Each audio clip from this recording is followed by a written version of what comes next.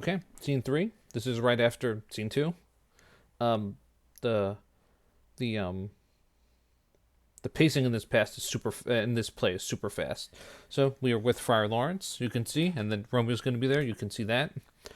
Romeo is in hiding after he killed Tybalt.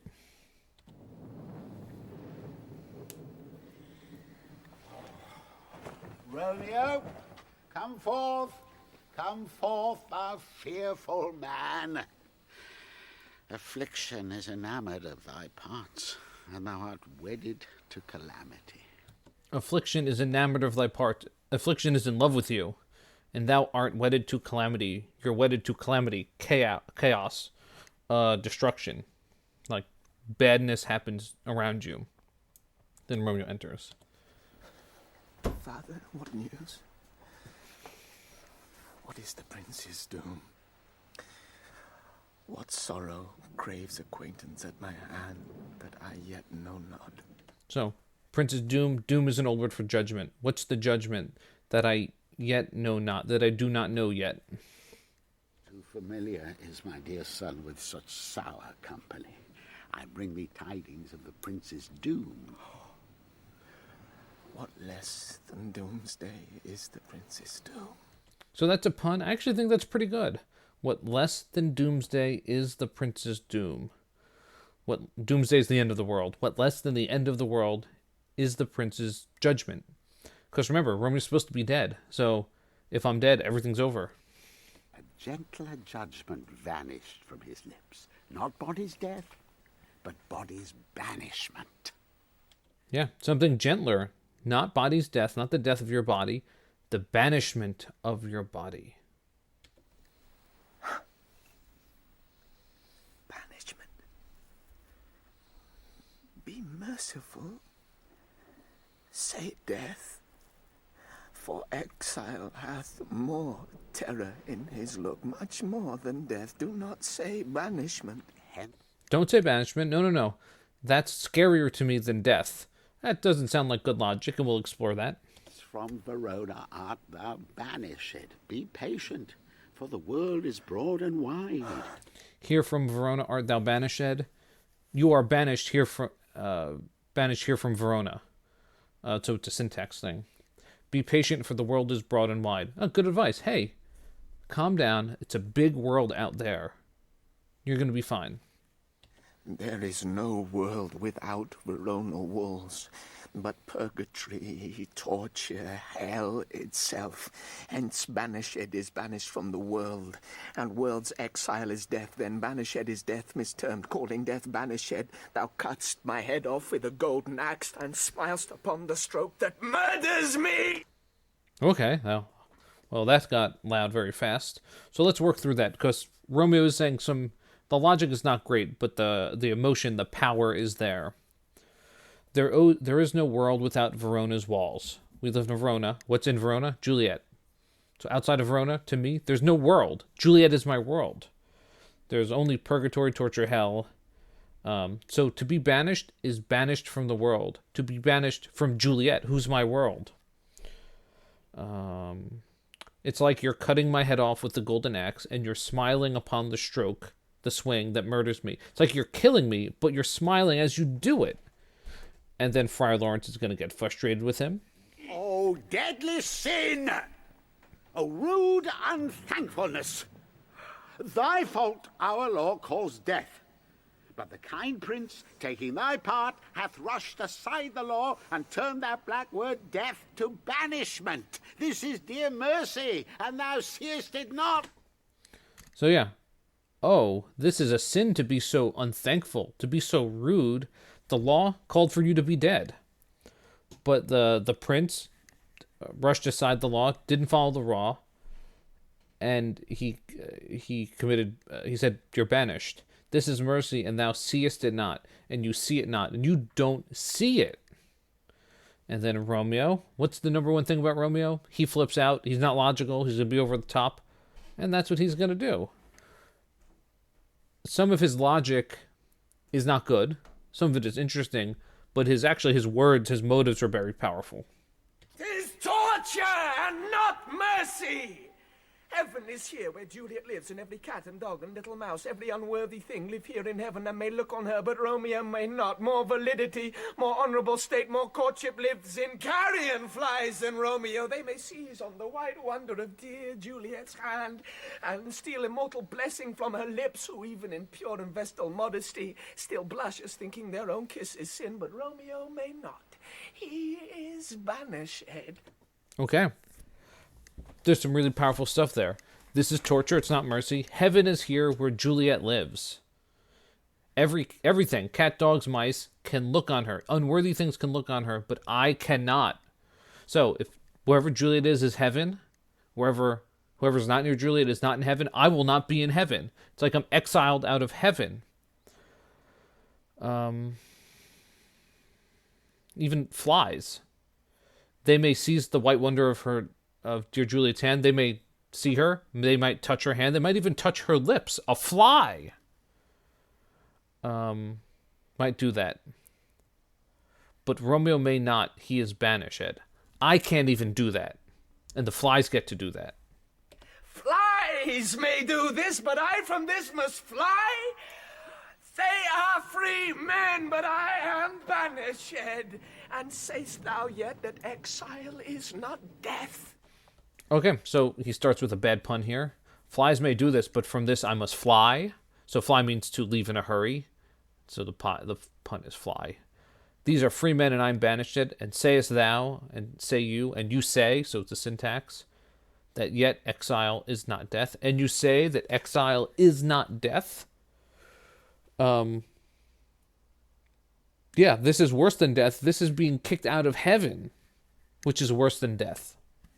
Hadst thou no poison mix, no sharp ground knife, no sudden mean of death, though ne'er so mean, but banished to kill me, banished? Oh, friar, the damned use that word in hell, howling attends it. So banished, damned people in hell say that word. That's how terrible that word is. How hast thou the heart, being a divine, a ghostly confessor, a sin absolver, and my friend professed to mangle me with that word, banished? How can you be a good, moral, ethical priest and kill me with that word? Like, how dare you? A priest destroys me with the word banished. Thou fond madman, hear me a little speak. Hear me a little speak. Hear me speak a little. So it's a syntax. Thou wilt speak again of banishment. I'll give thee armor to keep off that word. Adversity's sweet milk, philosophy, to comfort thee, though thou art banished. So let me give you, let me speak. I'll give you armor to keep off the word banished. What's the armor? Philosophy. Ideas. Let me give you ideas. Yet banished? Hang up philosophy! Unless philosophy can make a Juliet, displant a town, reverse a prince's doom, it helps not, it prevails not, talk no more. Yeah, you know what? You want to give me philosophy? Wisdom? Well, unless words can make a Juliet, reverse what the prince said. It helps not. It does not help. It prevails not. It does not prevail. Talk no more. Oh, wow, that's really sassy. Hey, your words are just words. They don't change anything in the world. That's interesting. Oh, then I see that madmen have no ears. How should they when the wise men have no eyes? That's interesting. You've probably had this moment in argument with your parents. Oh, you're not listening to me. Well, yeah, he says, oh, I see that madmen have no ears. Well, you're not hearing me.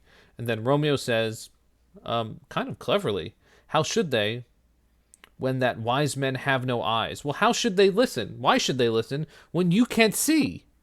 When you can't see that I'm in so much pain? Oh, wow. I might be listening to you, but you can't see me. Ooh, that's powerful. Let's continue. Me dispute with thee of thy estate. Thou canst not speak of that thou dost not feel. Wert thou as young as I, Juliet thy love, an hour but married, Tybalt murdered, doting like me and like me banished, then mightst thou speak. Then mightst thou tear thy hair and fall upon the ground as I do now. Hey, thou canst not speak of thou does not feel. You cannot speak of what you don't feel. That's actually really bad logic. You can't talk to me about this. You're not an authority because you're not me. You don't feel the same way I do. If you were young, you loved Juliet, an hour but married, you murdered Tybalt, you were banished, then mightest thou speak. Then might you speak. Then you might speak. And fall upon the ground as I do now. He falls upon the ground in sorrow. Taking the measure of an unmade grave. Yeah, it's like I'm dead. It's like I'm in an unmade grave. And then there's a knock. As you can see, just by looking at the screen. Oh, it's the nurse.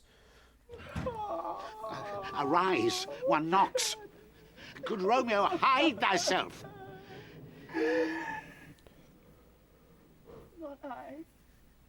Unless the breath of heartsick groans mist-like enfold me from the search of eyes. Hark, how they knock. Who's there? Romeo, arise, thou wilt be taken. Oh. Stay a while. Stand up. Run to my study. By and by. Oh, God's will. What simpleness is this? I come. Now, we talked about this in Act 1. This is what's called code switching. When you switch tones or language styles. So he's talking to whoever's knocking at the door. He's talking to Romeo. Because remember, the person at the door, those could be the cops, the town guard. Those could be Capulets. Those could be the prince's men. Could be anybody. Who knocks so hard? Whence come you? What's your will? Let me come in and you shall know my errand. I come from Lady Juliet. Welcome, then. Oh, Holy Friar. Oh, tell me, Holy Friar, where's my lady's lord? Where's Romeo? There on the ground, with his own tears made drunk. With his own tears made drunk.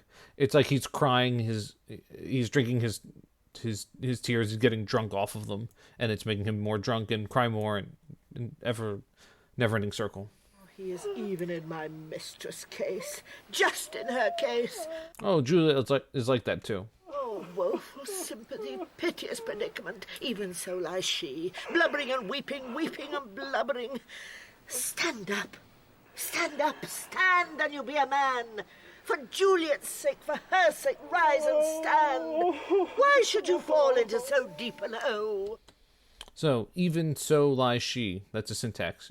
She even lies so. She lies even like this. No, you're a man, though. Stand up and be a man. Oh, sir, death's the end of all. Speak'st thou of Juliet? How is't with her? Speakest thou of Juliet, the syntax. Speak you of Juliet? You speak of Juliet. How is it with her? How is she?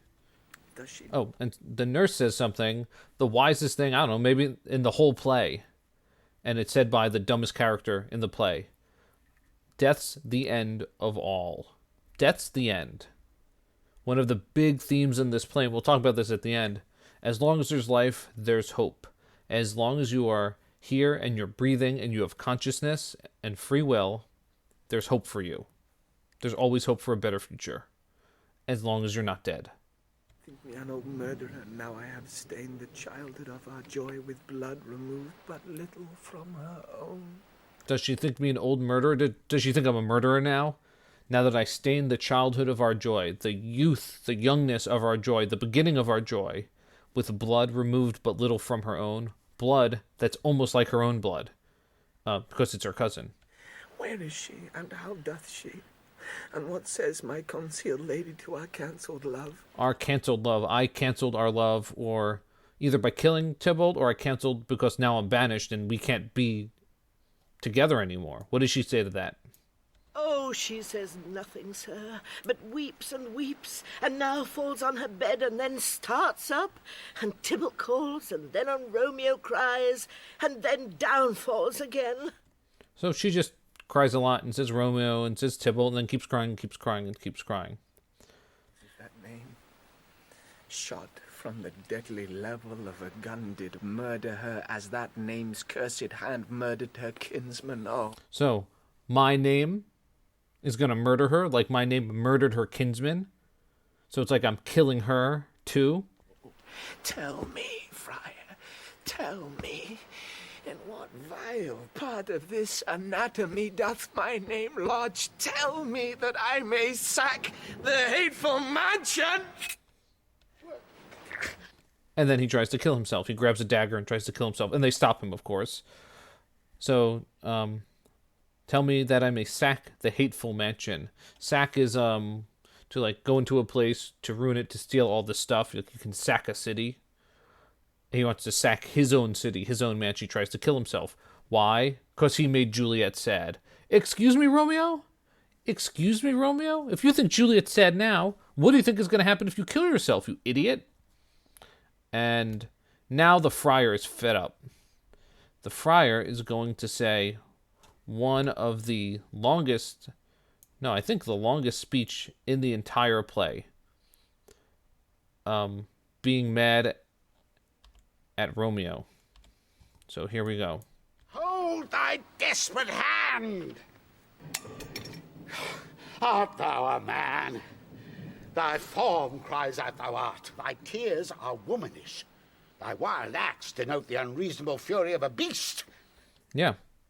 Are you a man? Your form cries out that you're a man, but your tears are like a woman, so it's a little bit sexist. And your acts show that you're a beast. You're not a man. Unseemly woman in a seeming man, an ill-beseeming beast in seeming both. Thou hast amazed me. By my holy order, I thought thy disposition better tempered. Hast thou slain Tybalt?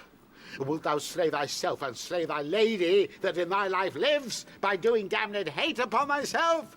Oh, that's a great line. That's a great few lines and a great argument against suicide. All right, you've slain Tybalt. Will you slay yourself and slay thy lady that in thy life lives?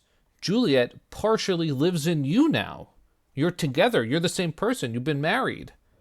So if you kill yourself, you will kill her by doing damned hate upon thyself. Are you willing to kill her too? Think of the other people that will be affected. Romeo, you idiot. Oh, thank you, Friar Lawrence. That was good.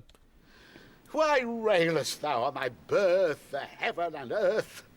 Since birth and heaven and earth, all three do meet in thee at once, which thou at once wouldst lose. Another thing, in traditional Christianity, if you commit suicide, you go to hell. So, heaven and the earth, the physical world, and you, your soul, have all combined to make you you. You will lose all of that, too. Fie, thou shamest thy shape, thy love, thy wit, which like a usurer bound'st in all, and usest none in that true use indeed, which should bedeck thy shape, thy love, thy wit. Thy noble shape is but a form of wax, digressing from the valour of a man. Thy dear love sworn, but hollow perjury. Okay, so, your noble shape, what you are, is a form of wax. So you're like someone made you out of wax, as opposed to steel or flesh. So Paris was compared out of wax before. He was a man of wax, meaning it's like someone sculpted him out of clay. He was very beautiful. But he's saying the same thing about Romeo, but it's the opposite. You're made of wax. That means you're not strong. You melt, you crack, you fall apart. Thy dear love sworn, but hollow perjury. The love that you swore to Juliet is a perjury. It's a lie. Because you wouldn't do this if you loved her. Killing that love which thou hast vowed to cherish. And you're going to kill her by killing yourself. Thy wit, that ornament to shape and love, misshapen in the conduct of them both, like powder in a skilless soldier's flask, is set afire by thine own ignorance, and thou dismembered with thine own defence. You're like a dumb soldier. So back then, soldiers had gunpowder in a flask, like a bottle or something. You had to load it into the top of the gun and then put the ball in. You're like an idiot soldier that left his flask open and blew himself up because like a spark got in there. You're gonna kill yourself. You're gonna wreck yourself, you dummy. What rouse thee, man? Thy Juliet is alive, for whose dear sake thou wast but lately dead. There art thou happy. Tybalt will kill thee, but thou slewest Tybalt. There art thou happy too. The law that threatened death becomes thy friend and turns it to exile. There art thou happy. So yeah, a repetition. There art thou happy. There are you happy. You're happy there. So, Juliet's alive. You should be happy. Tybalt was going to kill you, but you kill him. You should be happy. You should have been dead by the law, but you're exiled by the law. You should be happy. A pack of blessings light upon thy back. Happiness courts thee in her best array. So, a pack of blessing light upon thy back. Blessings are on you. You're blessed. Look at all these things that have worked out despite your dumb actions.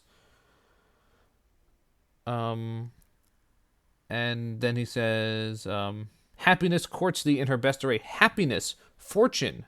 Fortune is on your side. Look how lucky you've been. Like a misbehaved and sullen wench, thou pouts upon thy fortune and thy love. Take heed, for such die miserable. So yeah, people that are as ungrateful as you will die miserably. Go, get thee to thy love, as was decreed. Ascend her chamber, hence and comfort her. But look thou stay not till the watch be set, for then thou canst not pass to Mantua, where thou should live till we can find a time to blaze your marriage, reconcile your friends, beg pardon of the prince, and call thee back with 1,000 times more joy than thou wentst forth in lamentation. All right, so let me make the plan. Okay. So tonight, get thee to thy love. Get to Juliet, as was decreed, so you can consummate your marriage. Ascend her chamber, climb up the wall. Comfort her. But don't stay until the watch is set. Do not stay till the night's watch come out. The police come out. For then you can't go to Mantua. But when you get to Mantua, you shall live till we find a time to blaze your marriage, announce your marriage, reconcile your friends, make people not hate you, and beg pardon of the prince. So you're going to be exiled, and I'm going to take care of things. And call you back with 1,000 times more joy, with way more joy than when you left. Go before, nurse, commend me to thy lady, and bid her hasten all the house to bed, which heavy sorrow makes them apt unto. Romeo is coming. So go tell Juliet that Romeo's on his way. Oh, Lord, I could have stayed here all the night to hear good counsel. Oh, what learning is. My lord, I'll tell my lady you will come.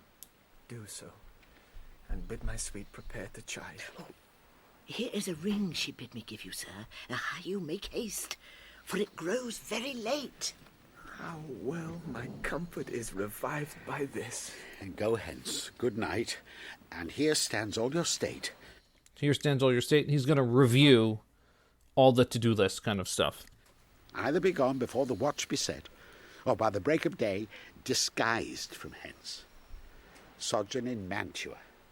I'll find out your man, and he shall signify from time to time every good hap to you that chances here. Give me thy hand. 'Tis late. Farewell. Good night. Okay. All right.